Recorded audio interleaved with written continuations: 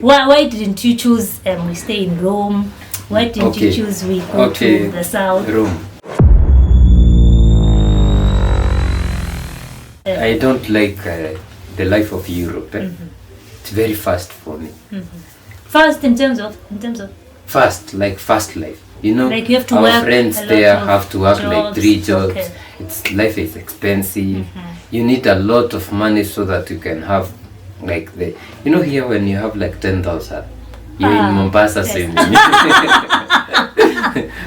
When you get to 20, you're in Kigali. I remember that Although now, Europe is very cheap. Traveling in Europe is cheaper. Yeah. But when it comes to even transport is. But now even getting that money, is it cheap? It's a lot of work. You need to really work. I think life there is very fast because, for example, we used to leave the house at 6 and we will get at home by 7 p.m. around 7:30. Yeah, we used to very cook late, at 8. very late. So, and the next day it's the same thing, cycle every day, and you're working one Saturday, job. You are very tired. There's us who are working one job, then there's our friends who used to work 3, 4, whatever. And for the 3 jobs, they would make like 2,500. Imagine. Per month. That is in euros. Euros, huh? So, though it's good money if you bring it. And I don't remember them going on leave. Barely. Taking some time How off. do you go on leave? You know, it's difficult. I've never seen. So, life abroad, I don't see it. But Africa. In Africa, I could stay in most of the countries. Would you stay in Swaziland? Would you relocate? Especially those countries which are friendly to Kenyans. Swaziland is a bit friendly. It's okay. Swaziland is good. Swaziland is good. Would you stay there? It gives me the vibe of TZ or the Kenyan coast. People are not so much in a hurry. Stay. Yes, for holiday. But still for holiday. but for anything, you know when if I like, for example, being a Kenyan, it's so easy for me to say I'm going to do something. Like I'm going to start cattle rearing or some business. I'm just going to start it, and I'm here. I have access to everything. I'm used to the language. Now going to Eswatini, you can learn Swati. I could, but maybe I could stay. I could have a business there, invest, but on and off. Does it have anything to do with feeling like you are staying at your in-laws? Does it have anything to that, your decision? No, okay. If it's the country itself, what I would do if I'm building a house there for holiday, not for staying like forever, is they stay in I stay in Mafutseni. Where is Mafutseni? Yeah, it's wherever we went. Like very far, like somewhere wherever we that went to meet those the when we have you don't go. Swaziland is sasa shida ni. Like in the interiors. Okay. But I would love to invest in other African countries. Swaziland is good because we have already started. You being there, you having a citizenship there, knowing the regulations, knowing the things from there, it's easy for me. But I'm not limited to any other place.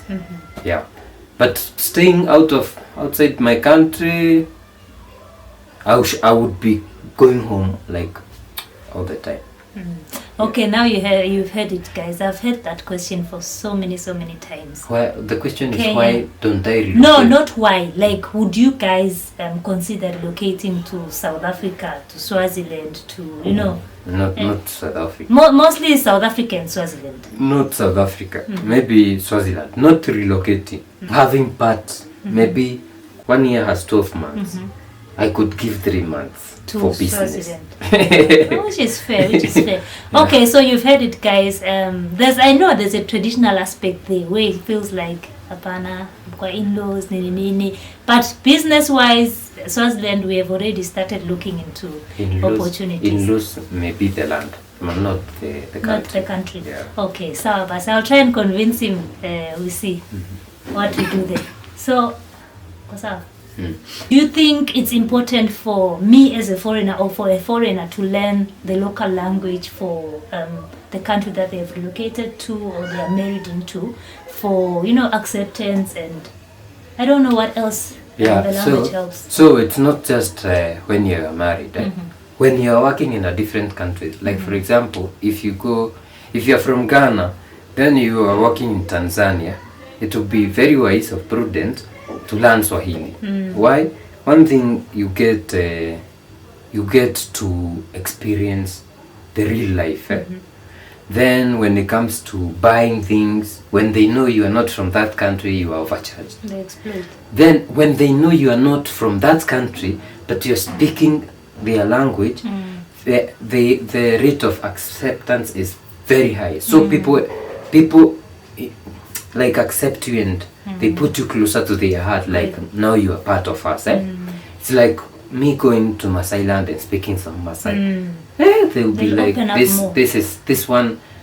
It's like ours. Someone who respects our language. Then imagine you are married, like you came here, you are speaking English, and we have a baby. So which language will the baby learn? You say English. Then what happens? How will he play with the other children? Even the child is... She only play with English-speaking kids. The child is disadvantaged. Limited. So there are a lot of advantages to learning there.